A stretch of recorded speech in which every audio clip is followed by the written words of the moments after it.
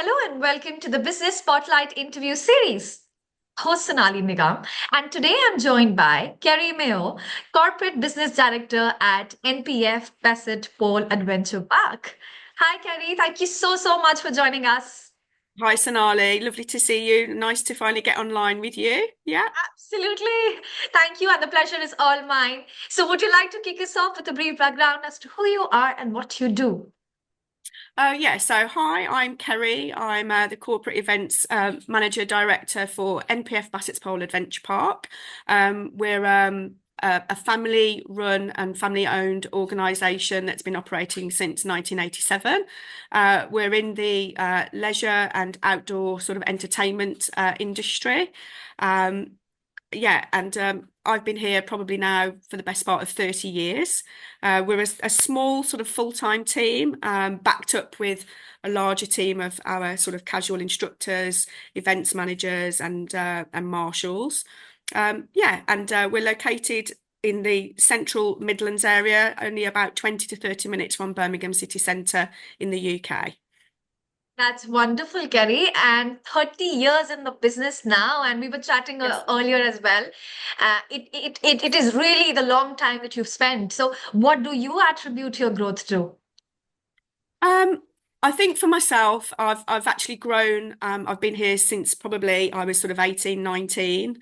I'm pushing sort of 50 next year. And I've started really in the same kind of way as a lot of my sort of younger instructors do now. I think it's been great in terms of growing with the company. I'm quite a personable person in terms of being social. Um, I attribute quite a lot of my skills in terms of being able to talk to different people, across a wide range of demographics, from my time with the company, and it improved. It's been great for you for confidence building, um, and it's a nice. We've got a nice work ethic, a nice work ethos. Um, I'd like to say, when I say relaxed, it is a relaxed environment in that we're all very open with each other.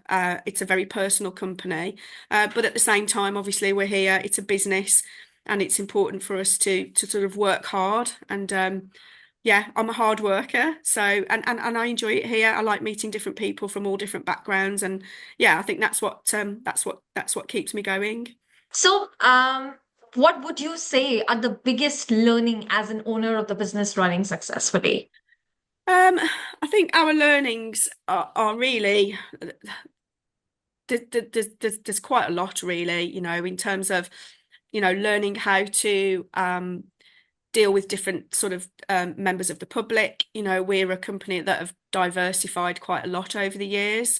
We're quite dynamic, and you have to sort of learn how to be proactive rather than reactive in the climate that we work in. It's a shifting, there's a lot of shifting sands, particularly in the last sort of 10 years, that you have to be quite agile, um, learn how to adapt to not only the members of the public that technically you're serving, but also your team of employees as well.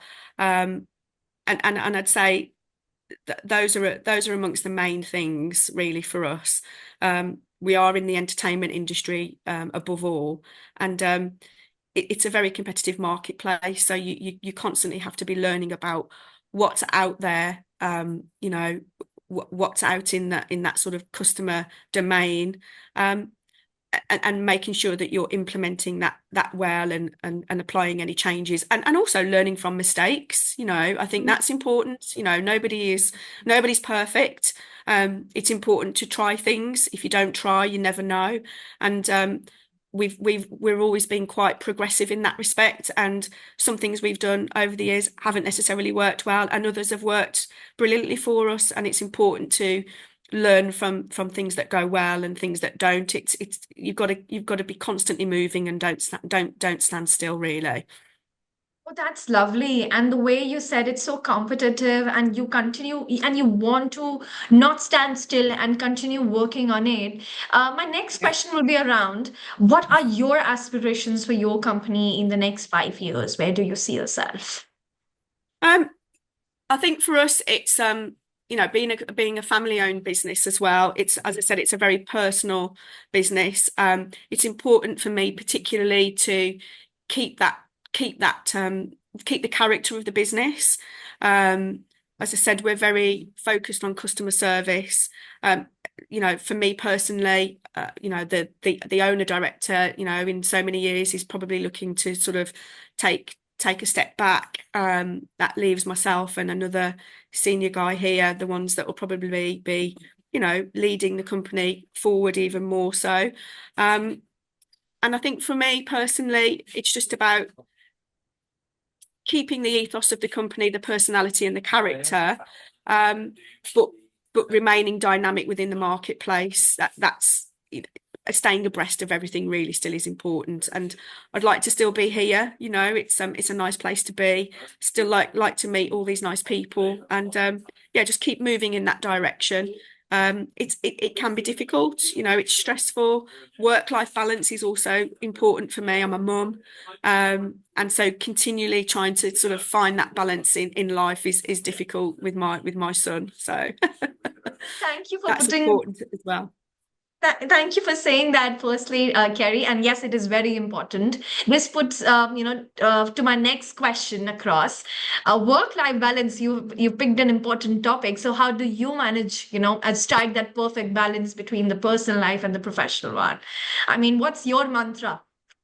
Um, well, we do, as I said, we're a small team here in terms of sort of the everyday business, and it can be difficult, but I think because it's such a personal passion for many of us here, it is, you do take your work home, but at the same time, I always think, well, there's worse things that you could be doing. You're not banging on somebody's door collecting their taxes. You are actually involved in something that is nice for people. Yeah. It is hard, as a mum. We do the school run, get to work. Commuting is not always the easiest of Yeah. things these days, particularly in the UK and Birmingham in particular. I think it's just important to set aside time when you do get it at home. It can be difficult, but one of the big things for me is trying to make that effort to be focused on my son and family when I have that time. However, Sonali, the nature of what I do does mean that I am in the very lucky position that I am able to bring my lad to work. And he's a lad with a lot of energy, and he's pretty much grown up here as well. So Right. that's actually a big plus, which not everybody has these days.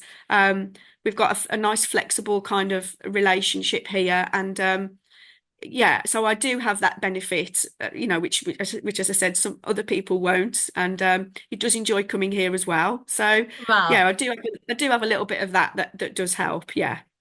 That's so good to know. But then, of course, a lot of credit goes to you on the way that you manage and strike that balance. So that's just amazing to hear.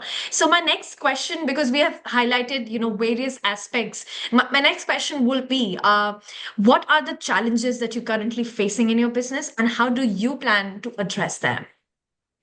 I think for us as a business, as I said, we do work together as a team. And recently, obviously, with the governmental sort of change and the recent sort of autumnal budget, overall, we're still, a small to medium business enterprise really, and obviously we rely we're in the leisure and hospitality sector, and we rely very much on people's disposable income, as with many other sort of leisure businesses these days. And I think at the moment, I suppose in this climate, with the cost of living crisis, um, there's certainly a squeeze on people and their income, and obviously what they feel that they can spend their money on. It Mhm. can be disappointing sometimes within that sort of financial aspect to feel that sometimes leisure and hospitality is potentially almost a little bit of a sacrificial lamb.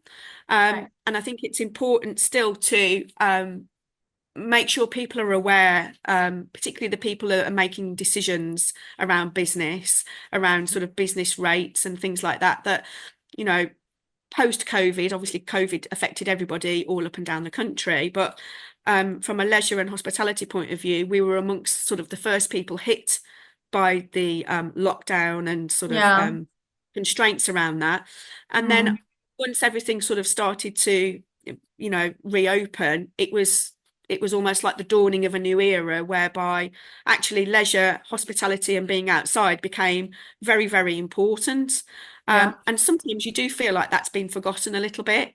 Yeah. Um, we those are the main challenges I would say really is making sure that we're not forgotten, especially now these days when a lot of businesses and obviously governmental departments and hierarchies are very much pushing the benefits of wellness, well-being.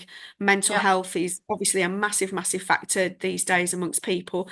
And you know, people with those kind of, they need an outlet, and leisure time and the Yeah. hospitality industry is where those people reap the benefits of, looking after their own well-being and mental health.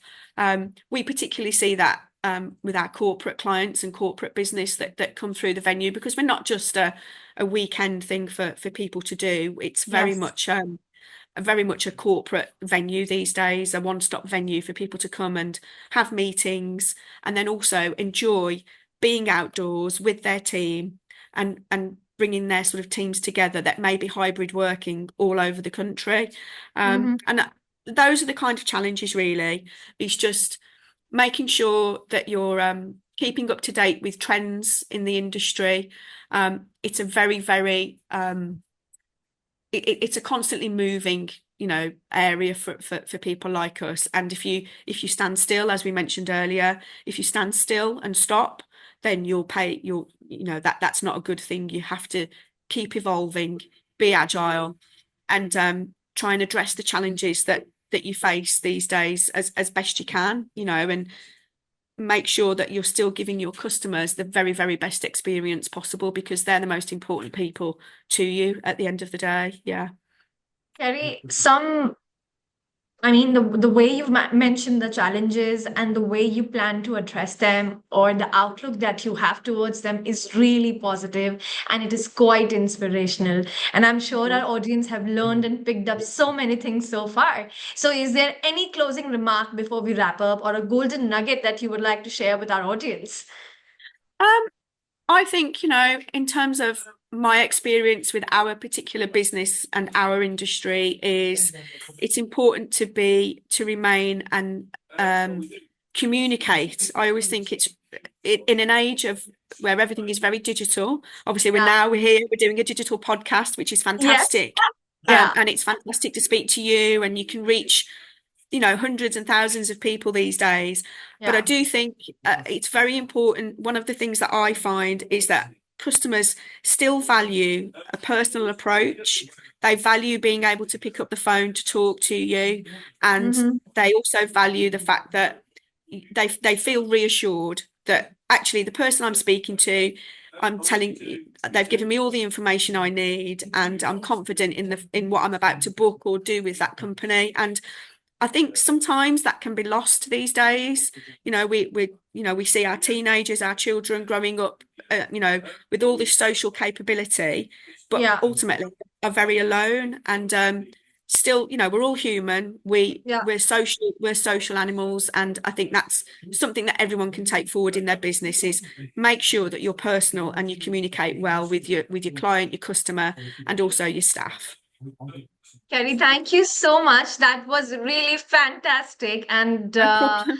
thank you so much for that. Thank you so much for your time today. It was great meeting you and learning so much about your journey. And to everyone watching, I look forward to see you in my next episode. Thank you, Kerry. Thank you, Sonali. Thank you, everybody.